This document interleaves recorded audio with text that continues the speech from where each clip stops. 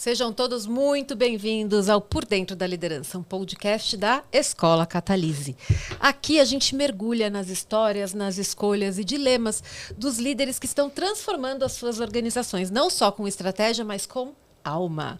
E hoje a gente tem o privilégio de conversar com uma mulher que é prova viva de que coragem, consistência e autenticidade constroem trajetórias extraordinárias. Tânia Fernandes começou sua carreira como estagiária, movida pela curiosidade e por uma vontade genuína de aprender. 25 anos, mais ou menos, depois, ela ocupa hoje o cargo de diretora de Supply Chain, uma posição que não foi conquistada só com conhecimento técnico, não. Acima de tudo, ela tem competências humanas que fazem toda a diferença. Protagonismo, escuta ativa, dedicação e liderança com propósito. Tânia, seja muito bem-vinda. Super obrigada, Thaís e Pri. Um prazer reencontrá-las aqui depois de tanto tempo. Uma delícia. E tenho certeza que vai ser um ótimo bate-papo aqui. Que bom, Tânia. Prazer. Que delícia, né, poder aí reencontrar as pessoas que marcam a nossa vida, a nossa história. E é uma delícia ver o brilho nos olhos, né? Você estava contando aqui e é muito quem você é. Ela conseguiu capturar a sua essência, essa força toda. Então, assim, vai ser um bate-papo lindo, tenho certeza. Tenho certeza disso. Tânia, para a gente começar a nossa conversa, né, a gente estudou sobre você, além do que a gente já conhecia, porque nós trabalhamos na mesma empresa, nas mesmas empresas, a gente deu uma pesquisada. E eu vi um post que você fez no LinkedIn, que você menciona que crescer é sobre pessoas, não só sobre processos. Eu queria que você contasse para a gente um pouco quando é que isso ficou claro para você. Nossa, Thaís, isso vem de muito tempo, né? Eu cresci com meu pai falando, filha, quando você começar a trabalhar, cuida bem do estagiário, porque um dia ele pode ser seu chefe, o seu líder. Então, esse olhar dele já vinha há muito tempo. E eu também sempre tive uma vontade, sempre ajudei através de doações e tive esse olhar para as pessoas, né? Então, acho que tenho certeza que nasceu comigo. E tem muito aquilo do Simon Sinek, né? Pessoa, né? Liderados são pessoas, clientes são pessoas. Então, a gente tem que olhar para as pessoas, porque tudo envolve relações, né? E que, inclusive, isso me remete a uma situação que a gente viveu na Nike. Vou contar um segredo aqui. Eu era diretora de RH da Nike e tentei trazê-la para o RH. Porque Ai, Tânia, essa é a minha parte de trabalho. Era uma pessoa que se destacava, né, como uma liderança humana, próxima, empática. E esse é um traço, né, da sua liderança. Conta um pouco pra gente qual que é o seu estilo de liderar. Como que você equilibra o negócio com as pessoas no dia a dia? Pri, primeiro, obrigada pelo convite. E na época, por que eu não aceitei, né? Já que veio a contei curiosidade isso, né? à tona. Deixei aqui só um... Porque eu acabei não aceitando a oportunidade, mas porque eu gosto de fazer gestão de pessoas diretamente. E aquela cadeira era dentro de RH, mas não tinha time direto. Seria uma liderança indireta, né? E foi por isso o meu fator decisório. Mas como líder, eu entendo que a gente não tem que ser super técnico, né? Conforme você vai subindo os degraus na vida, você entende que o técnico é importante como um guia. Então, a minha liderança é muito de escuta ativa, né? Sempre falo para meus times, o técnico é vocês quem sabe, eu estou aqui na retaguarda para o que precisar. Então, até, inclusive, na Nike teve aquele problema com o time de Marketplace Operations, aquele problema de engajamento, e a primeira coisa foi escutar deles as dores, o que eles viam de melhores, e aquilo que eu entendia que era cabível, deixar e dar autonomia para fazer acontecer. E ali você cria, desta forma, laços de confiança e o time vai se sentindo empoderado, né? Perfeito. Vamos aproveitar aqui a deixa de desafios, porque foi um mega desafio aquele que você encontrou e por isso que você se destacou tanto, porque era um terreno árido e você conseguiu fazer florescer mesmo ali em meio às adversidades, os talentos individuais e o talento coletivo. Tenta lembrar aí, ao longo desses seus 25 anos, os perrengues que você passou, os desafios que você viveu enquanto líder de pessoas. Eu lembro de um. Bom, eu acho que tem muitos os desafios, né? Tem um que pegou fogo. Não sei se eu captei, mas a gente pode recordar. Mas, bom, esse momento em Marketplace Operations foi bastante desafiador, porque o engajamento, né, a pesquisa foi 0. E acho que esse é um dos meus maiores cases. Eu saio da área com 92% de engajamento, com pessoas promovidas e assumindo minha cadeira. Então, você vê que sem mudar ninguém do time. né? Exatamente o mesmo time. Não sei se você se lembra de uma situação, mas teve uma pessoa na Nike também que estava, né, ali, que eu mentorei por 3 meses e foi um grande resgate. Isso foi muito bacana também. E nessa última oportunidade que eu estou hoje, na empresa que eu estou, eu assumi um time 100% masculino na liderança. Sou a primeira mulher a assumir a diretoria de CD da Adidas. Então, isso é um baita desafio, né? Você encontrar pessoas mais velhas que você, homens, e dentro de uma área super técnica, né? Então, aqui é muita humildade, muita escuta e entendendo quais gatilhos apertar para trazer os resultados. Perfeito. Falando de perrengue, né? Muito interessante como nessas horas no perrengue que a gente encontra habilidades e forças que a gente nem sabia que a gente tem, né? Muitas vezes as habilidades vão aparecendo conforme a pressão vai aumentando. E eu lembrei de um perrengue que você descreveu, né? Que foi os incêndios no armazém, né? E ainda assim garantir a continuidade da produção. O que você considera, Tânia, das suas competências que fizeram diferença nesse momento? Exato. E por sorte não foi uma vez só, foi 2 vezes, né? Uma vez foi incêndio no Porto de Santos, onde tinha as matérias-primas, e outra vez foi dentro do almoxarifado de Gravataí. Me lembro até hoje, eu estava no cinema e de repente meu chefe fala: Tânia, incêndio, vem para a Pirelli agora. Eu falei: claro, estamos Pensou indo. Incêndio é porque é uma urgência, não, é um incêndio literalmente. É um incêndio literário, exato.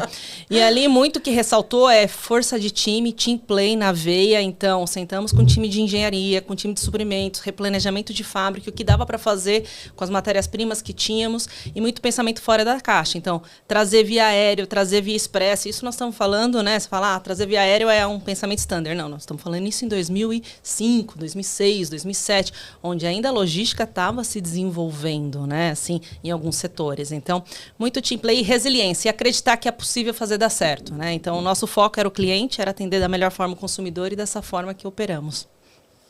Perfeito. Perfeito, né? Dificílimo. Parece fácil, mas foi difícil. Né? Olhando agora em perspectiva, perfeita a sua atuação, perfeita a atuação do time. Pensando aí em visão de quem cresce, né? E você conseguiu crescer, inclusive, em meio às adversidades, até usando as adversidades como alavanca do seu crescimento. E pensando não só na sua própria experiência, mas na experiência das pessoas que você acabou mentorando ao longo da vida. O que diferencia uma pessoa que cresce de uma pessoa que fica estanque, uma pessoa que para, que não consegue evoluir? Pri, eu costumo falar o que diferencia é a fome de vencer. Né? Você tem que ter muita vontade de vencer e se posicionar nisso. Né? Não adianta você só pensar e não executar. Né? Todo pensamento tem que virar uma ação. Então, hoje, até mesmo conversando com muita gente, eu sempre conversei, as pessoas trazem muitos obstáculos para a mesa, né? E não olha realmente a ganância ou a ambição que elas querem, que é de crescer. E ali, às vezes, você tem que assumir riscos. Né? Em algum momento é abdicar de tempo, né? Ou reorganizar o teu tempo. Às vezes é dar uma apertada no seu financeiro para você apostar num curso, apostar numa mentoria, fazer uma aposta que você realmente precisa e se colocar à disposição. Né? Quem quer crescer, bate na porta do diretor, bate na porta do presidente, se posiciona. E muitos esperam que a empresa venha. Então, enquanto aquele funcionário terceirizar a missão, ele não vai conseguir crescer. Deixa eu só fazer um adendo antes de você trazer a próxima pergunta, porque eu acho que isso é incrível. Você trouxe termos que são polêmicos. Ganância, ambição. Como equilibrar a vontade de crescer, de ter ganas de crescer, com como isso vai ser percebido pela organização, pela liderança? Como que a gente faz isso para equilibrar? Eu acho super positivo a ambição, tá? Então, não, exato, aqui esse aspecto que é ótimo. Acho que a ambição ela é positiva, embora ela tenha uma conotação negativa no dia a dia. Mas não é uma ambição a qualquer custo. Né? Eu não cresci passando, né, entre aspas, a perna em ninguém. É um jogo limpo e claro. Quem me liderou sabe, eu sempre sentei na cadeira e falou: o que você espera da sua vida? Eu falei: espero ser um dia você. Se eu vou chegar lá, eu não sei, mas eu trabalho para ser você. E eu acho que eu, como líder, eu gosto de ter time forte. Porque senão eu me acomodo. Eu tenho que ter embaixo quem me incomoda e eu tenho que incomodar acima. E eu acho que isso faz a organização crescer. Né? Mas nem todo líder concorda com esse ponto. Ter time forte não é para qualquer líder. Verdade. Você falou que você teve pessoas, né, que perguntaram o que você quer ser. E você falou: quero ser que nem você. O que eram essas pessoas para você? Assim, como que esses líderes, essas referências profissionais te inspiraram? quando você estava no seu momento de crescimento, de expansão profissional? Isso veio muito da época da Pirelli, né, no anos 2000, onde foi minha grande escola, fiquei ali por 15 anos. E ali vi muitos homens no comando e eu gostava da forma de pensar, do raciocínio lógico, né? Eu me lembro até hoje como estagiária, me perguntaram, Tânia, o que você quer ser? Eu falei, eu quero ser o presidente da Pirelli. Porque eu sempre pensei que se eu pensar pequeno, eu vou ser menor. Então, se eu pensar grande, eu chego mais, né? Então, se você se limita, você não chega no seu potencial. E era muita referência de comunicação, de posicionamento. Não que eu copie e colo todos esses modelos, mas é a forma de estar e de conquistar aquilo que se deseja, né? Você está falando de sonho grande. E como que a gente consegue... eu estou muito no equilíbrio aqui, né? Mas é um pensamento. Equilibrar esse sonho com uma potencial frustração que hoje, principalmente na geração nova que está entrando no mercado, a gente vê uma ansiedade. Então, para além da ambição, uma ansiedade de querer que aconteça rápido. Como que a gente mira alto, sonha alto, ou vibra alto, como você tem o seu próprio projeto, e vai aproveitando a jornada sem ficar só vivendo lá e se frustrando se não sai exatamente como a gente planejou. Boa, Pri. Acho que isso é muito de pessoa para pessoa, mas hoje eu vejo nessa nova geração, sim, essa necessidade de crescer rápido, né? Então, eu não cheguei a ser diretora, nem você chegou a ser diretora da noite para o dia, né? A Thaís também na construção dela. Ninguém entende que essa é uma construção de tempo, né? Então, hoje eu vi uma seguinte composição, essa fórmula. Tempo mais disciplina é igual constância e coragem de fazer acontecer. Então, o tempo ele é um fator decisório, nem sempre dá para você crescer rápido.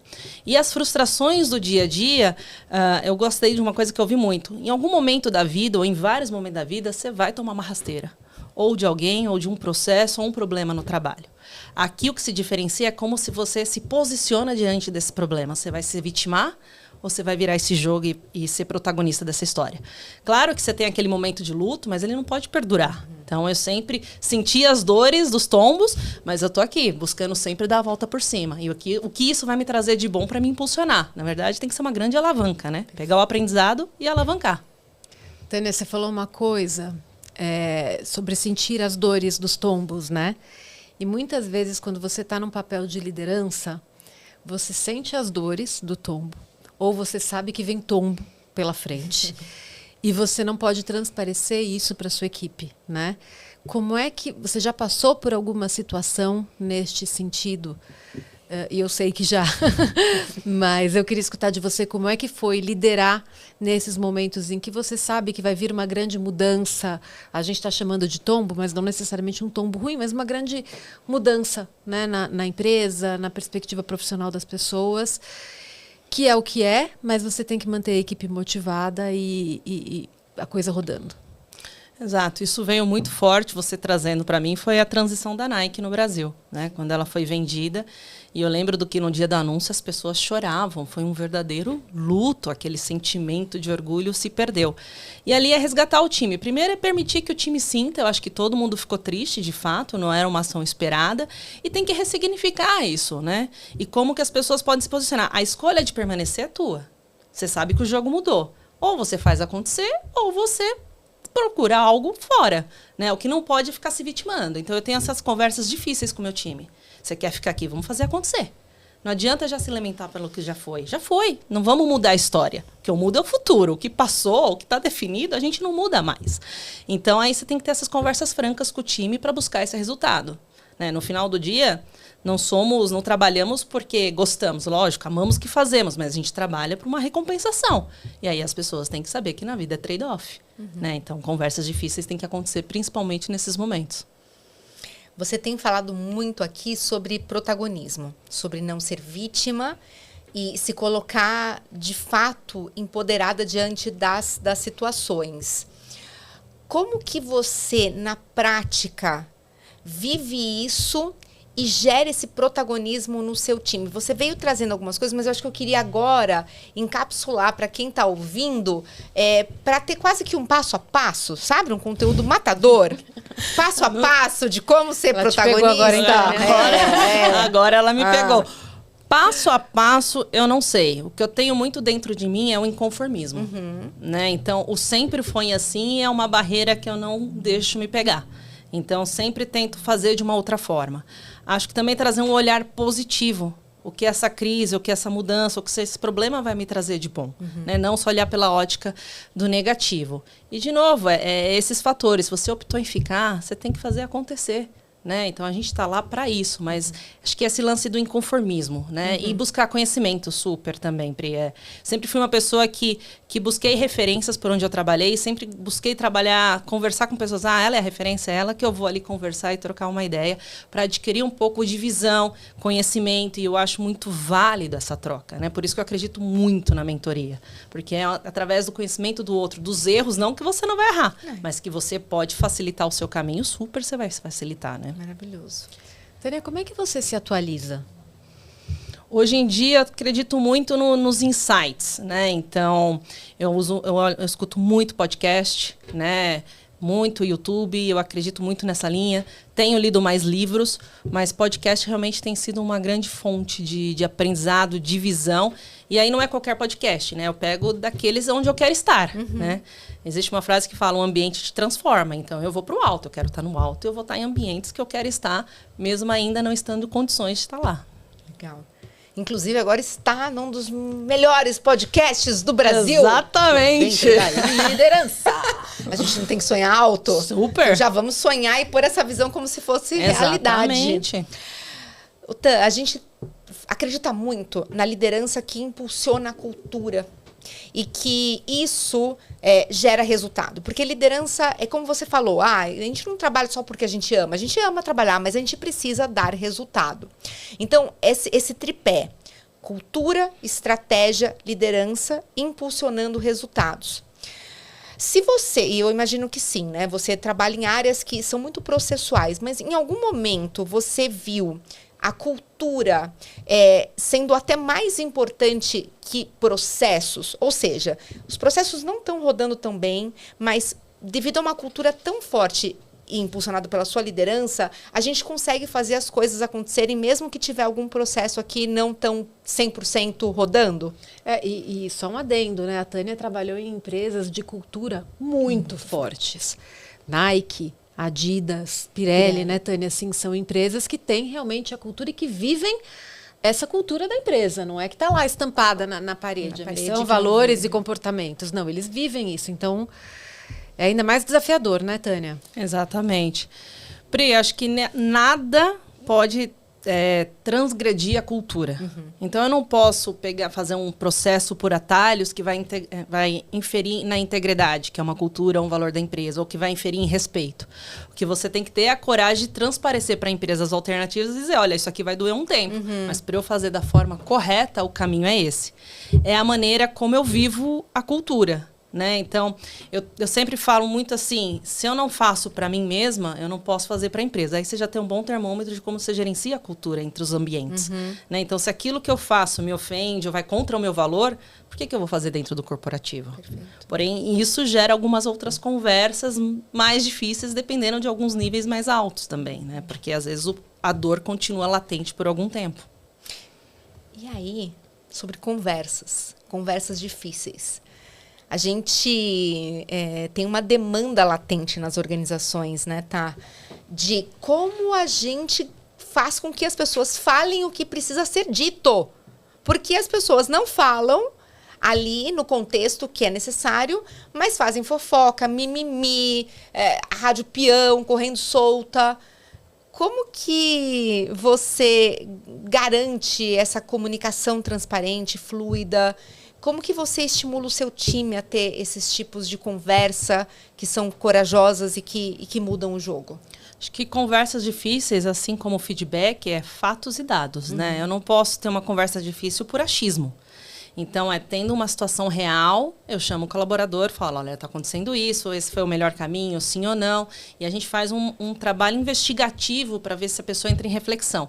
Se ela não entra, vai para um caminho mais direto. mas você traz conversas difíceis, mas eu diria que o processo de feedback, embora seja bastante antigo nas empresas, ele ainda não é maduro, né? E aqui trazendo uma polêmica na mesa, porque você vê a dificuldade de feedbacks, né? Então, as organizações ainda têm que ter momentos formais de feedback e tem que pontuar, porque senão a coisa não acontece, né? E às vezes aquele funcionário se perde no meio do caminho, mas também não tem uma ajuda de redirecionamento. Então, feedback também é algo que a gente tem muito a melhorar. Isso me remeteu um pouco daqueles cursos que a gente chegou a fazer de Meaningful Conversation, de feedback. Aquele era um fórum que ali acho que a gente estava doutrinando e trazendo uma nova cultura, semeando, né? Porque a gente chamava todos da empresa, né? Em todos os níveis, para estar naquelas conversas, em mesas de trabalho. Isso era uma semeadura bastante importante que depois acabou se perdendo por outros motivos, né? O feedback é um tema realmente interessante e polêmico, né? Porque é premissa básica, não só da liderança, né? Eu acho que feedback tem que ser dado para o seu par de trabalho, para o seu líder, para cima, para baixo, enfim. Mas ainda é polêmico. E muitas vezes a gente faz treinamentos de liderança, Tânia, que falam, não precisa colocar feedback, porque a gente já teve treinamento disso, são líderes sêniores, enfim. Mas sempre aparece o tema. E na hora que aparece esse tema, o cronograma do treinamento, ele desanda um pouco, porque é muito para se falar, muito para se aprender, porque as pessoas não conseguem equilibrar, né, o que a gente sempre fala de coragem e consideração. Você tem que ter consideração pelo seu time. E coragem para falar o que precisa ser dito. É que o grande segredo para mim do feedback, não, né, e não que eu seja perfeita, mas você tem que escutar um feedback primeiro sem pensar em retrucar. O que acontece é que hoje você fala, o colaborador ele já está pensando na resposta, né? Então, ter essa escuta genuína para um ponto de reflexão. E, claro, faz parte da pessoa que está dando feedback, não necessariamente só o líder, de ter essa, né, empatia. Né? Você não pode falar de qualquer forma, né? Cada um está enfrentando suas batalhas pessoais, profissionais. Então, você tem que saber envelopar essa conversa, né? Você já recebeu um feedback que mudou o teu ponto de vista e que foi transformador para você? Recebi uma vez um feedback duríssimo. Diria que zero empático. Há muitos anos atrás, eu jovem, 25, 26 anos, naquela ânsia de crescer, batendo na porta, incomodando, até que a pessoa chegou e falou, Tânia, você quer mesmo fazer acontecer? Então corre atrás do teu inglês, corre atrás disso, antes de você vir bater na minha porta. Ela não fez da melhor forma, mas aquilo me chacoalhou de um jeito que eu falei, opa, não adianta eu cobrar se eu não estou, né, com os skills ali ou com alguma coisa necessária para continuar seguindo. E eu nunca me esqueço desse momento. Quem nunca teve um feedback transformador? Ui! E esse foi o ponto que me chamou muito a atenção naquele momento, né? Te vendo dentro do negócio, mas atuando com um cuidado com as pessoas, sem esperar necessariamente pela agenda do RH, porque eu acho que é sobre isso. O líder, ele fica numa posição confortável de falar, mas o RH ainda não passou o calendário, eu ainda não tenho formato, e aí vai criando aí algumas muletas, culpados, justificativas, uma posição mais vítima de por que eu não dou feedback pro meu time.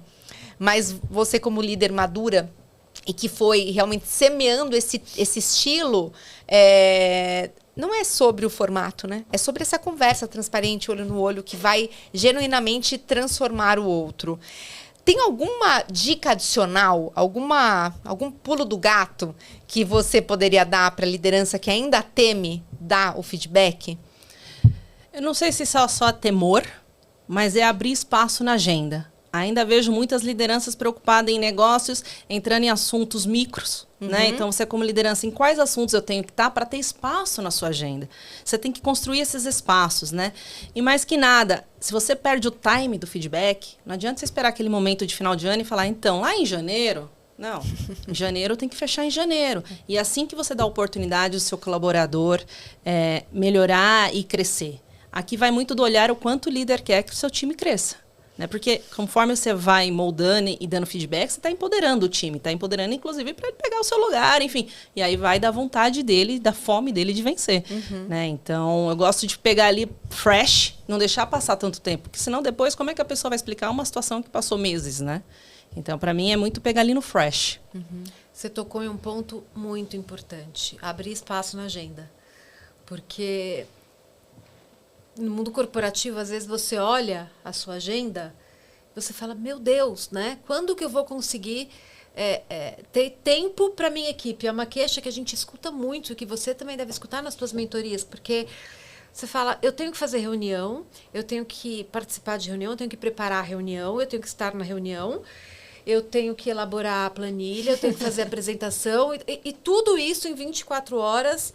E eu ainda tenho que ter tempo para a equipe. 24 menos 8, né? Que é o tempo de dormir. Em 24 horas fazer não. uma limpeza básica, processos básicos, Né? Tudo isso em 8, 9, 12 horas por dia, mas realmente fica difícil ter tempo. Então, como é que você se organiza, Tânia? Tempo é o único recurso escasso, né, Thaís? Que a gente sabe exatamente, é isso, eu tenho 24 horas no dia. Aqui, para mim, tem que juntar com a grande força que é delegar. E aqui entra outra dor da liderança. Né? Eu não preciso estar em todas as reuniões. E se eu tenho um time de 5 pessoas, como é que a gente se divide nisso? E eu tenho que confiar que eles vão estar me representando e representando aquela situação da melhor forma possível. E aí entra do líder ter a coragem de segurar a onda, as pontas, se a reunião desandar, se não sair a contento e como a gente entra para refinar o processo. Mas a delegação hoje também eu vejo muita dor do líder. E aí, por não confiar, ele quer estar em todas as agendas. E aí ele vai matar a agenda dele. Né? Então, entre onde eu sou essencial, onde eu sou importante, onde é urgente eu entrar. Você tem que ter essa curva ABC das suas tarefas, né? Do seu dia a dia ali. Pergunta polêmica, estilo tira-teima, sabe? Um dilema. Você dilema tá polêmica liderança. hoje, não? Eu tô. Entre cuidar das pessoas e entregar resultados, qual é a escolha? Nossa! Pri, eu entrego o resultado através das pessoas. É esse o ponto. Não apesar delas, né? Exatamente. Exato, né? E se não fossem as pessoas, eu entregaria um resultado. Né? Você vai num fast food comprar um lanche, você vai entrar lá dentro do balcão para fazer seu lanche? Não, a pessoa vai te trazer. É a mesma coisa no trabalho. De novo, entra a confiança. Eu tenho que delegar, direcionar. Delegar, não delagar. Que existe uma diferença bastante grande. Orientá-la. Porém, aqui entra outra dor. Né? Eu aceitar a entrega através do olhar do outro. Porque ele não vai fazer a planilha Excel como eu quero, o PowerPoint como eu quero. Mas está entregando a mensagem? Se está entregando a mensagem, vamos embora. Que esse é o mais importante. E às vezes eu acho que a gente se perde muito na perfumaria um pouco das coisas, né? Nas nossas preferências pessoais, né? Tânia, ainda existem nas empresas áreas que são predominantemente masculinas, né? Outras que têm mais mulheres, por exemplo, você vai no recursos humanos das empresas, é um monte de mulher. Está mudando, mas é um monte de mulher. Você vai numa área de engenharia, tem muito homem. Na área de supply, que você cresceu, é uma área que tem muito homem, né, no cargo de liderança. Como é que é isso para você, trilhar o seu caminho como uma mulher numa área que é predominantemente masculina, na maioria das vezes?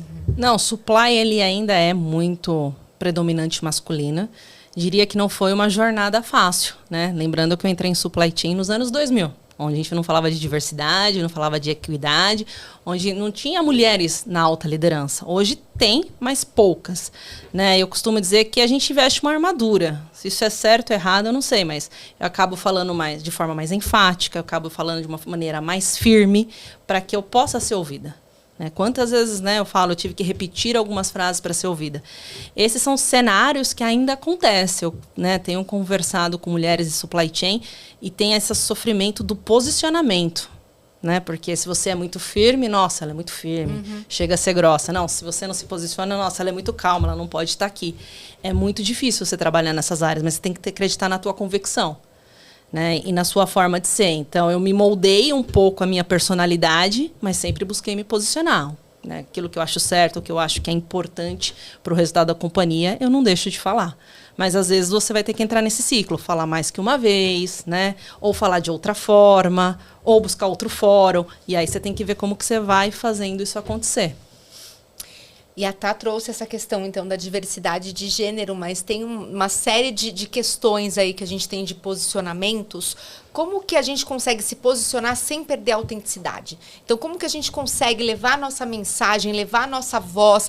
Você, por exemplo, é uma pessoa empática, mas que consegue e que precisou modelar essa conversa para uma conversa um pouco mais firme. Mas sem perder a sua doçura, né? Porque que não é uma doçura de, ai, como eu sou, né, doce. Mas de cuidado com as pessoas. Como se moldar sem perder a autenticidade. Você tá realmente hoje, né? Eu tô. Tá afiada, né? Tá afiada. Só perguntas difíceis, porque você é brilhante, então a gente quer capturar todo o seu conhecimento. Mas aqui... Primeiro, eu acho que é empatia, né? Ou seja, eu sempre penso como eu gostaria de ser tratada. Eu costumo muito de falar da filosofia da rapadura, né? Eu não conheço Não essa. conhece essa? A filosofia, ela tem várias formas. Eu criei como filosofia da rapadura. Seja duro com os processos, mas seja doce com as pessoas. Então, é você... Você é firme com os fatos. Doce com as palavras. Então, é como você... pega o fato, né, e se posiciona em cima do fato. Não é sobre quem, é sobre o quê. Sobre por que não entregamos, né, mais que nada. E é para a pessoa entender que ela é parte desse processo. Agora, todo processo tem uma pessoa e por isso que você tem que tomar esse cuidado. Mas é muito difícil, né, porque você tem que entender o interlocutor que está recebendo a informação. Então, a gente não é a mesma pessoa o tempo inteiro. Cada um você vai ajustando a tua forma de ser, né. Você precisa ter essa flexibilidade. Uhum. Tânia, na minha pesquisa sobre você nas redes sociais, eu vi que você abriu a sua agenda para mentoria. E isso foi uma coisa que as pessoas sempre te procuraram, que eu sei, né, para falar sobre carreira. Enfim, isso está virando uma coisa oficial agora. Conta um pouco desse projeto para gente. Exato.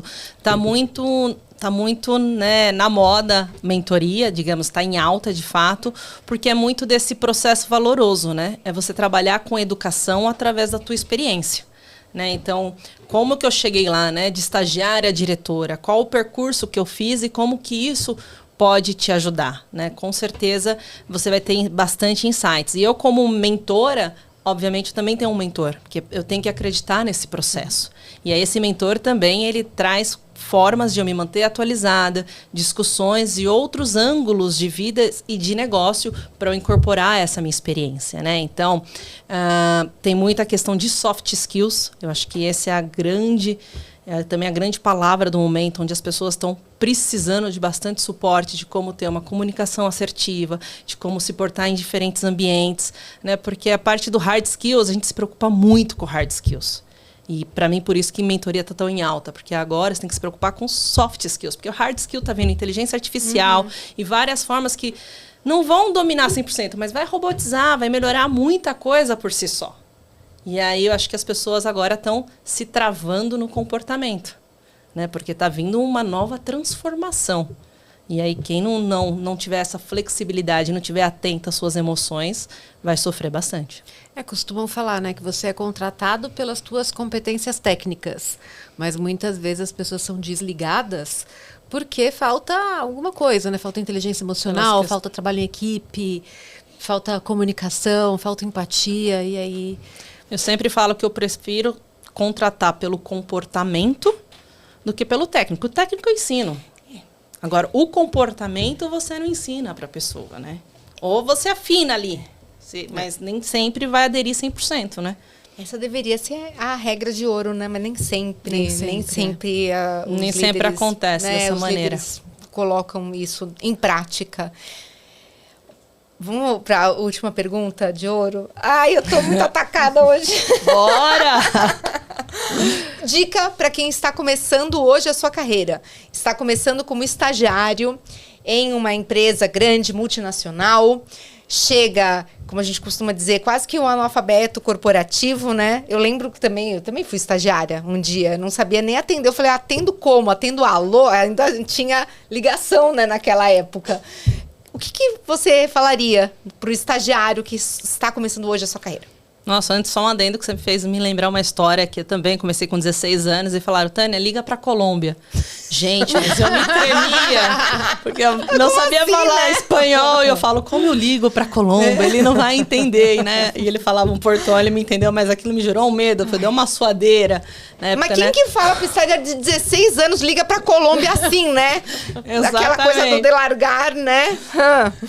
E aí você conversa com a secretária, me ajuda aqui, eu não sabia nem Gente. discar lá, a tralha internacional e não sei o quê. Exato, Mas... né? Tipo, como que eu ligo? Mas Meu para Deus. quem está começando hoje, primeiro, não existe fórmula mágica, né? Existe muito, a cada história de sucesso, existe muito trabalho, muito suor, né? Então, a pessoa tem que ter muita vontade de querer fazer e acontecer. Busque pelas referências da área que você está entrando, seja dentro da empresa ou fora, né? Busque aprender com o mais velho, né? Tenha humildade, porque o jovem hoje, de novo, ele já acha que está pronto para o próximo passo, né? E não encurtem caminhos, porque quanto mais fases você pular, essa conta vai chegar lá na frente. Então, crescer é com consistência e não crescer a qualquer custo também. Maravilhoso. Eu lembrei de uma frase que eu vi que é: não há atalhos para lugares que realmente vale a pena chegar. Acho que é sobre isso. É não sobre tentar isso. pular caminhos. Exatamente. Hoje eu aprendi uma frase e a lei da rapadura. Essa lei da Não vou rapadura esquecer da agora lei da rapadura. incorporaremos. Exato, ela é ótima. Bacana. Tânia, a Pri disse que era a última pergunta, mas não é, tá? Eu tenho mais uma. There's no finish line. Tem alguma crença limitante que você precisou abandonar para crescer? Uau, que pergunta. Você acha não? que é só a Pri que faz pergunta difícil? Eu acho que é entender que eu tive que criar um pouco essa armadura, essa defesa, né? Eu queria me posicionar, abrir mão de, não vou falar mais que uma vez e vou me vitimar nessa história. É dizer, não, eu vou pra cima de novo e vamos até alguém me entender. Porque se eu deixo a crença limitante me dominar, na época que eu entrei dentro do supply chain, eu ia ser só mais uma pessoa passando por supply chain, né? E ali foi não desistir. Cada dia era um dia diferente, como eu buscava no próximo fazer acontecer de uma outra forma, né? E muito foi buscando referências das áreas, então fui entender de parte técnica de engenharia, como fazer uma troca de matéria-prima, para ir agregando valor dentro daquilo que eu me posicionava, né? Mas se eu deixasse ela me pegar, não estaria como diretora hoje. Perfeito. É isso, certo, meninas? Isso. Eu ficaria aqui horas. Delícia de conversa. Quanto conhecimento, mas de uma forma leve, né? Que eu acho que essa é a sua forma marcante. Então, quem participar de uma mentoria com você vai ter esse banho de conhecimento, de sabedoria, mas com muita diversão, com muita leveza. E vai ser linda essa etapa. Falando em mentoria, Tânia, para quem quiser te encontrar, né, para fazer um processo de mentoria com você, onde é que as pessoas te encontram? Me encontram no LinkedIn, Tânia Fernandes. Lá eu tenho postado bastante conteúdos direcionados para isso. Tenho o formulário de interesse em mentoria e vai ter bastante troca e bastante interação comigo. E só pegando o último gancho da Pri, eu acho que é isso, né? Trabalhar não significa levar a vida a sério, né? A gente tem que trazer leveza, rir das situações, porque senão a vida fica muito chata, né? A gente passa o quê? 80%, 70% do nosso tempo trabalhando.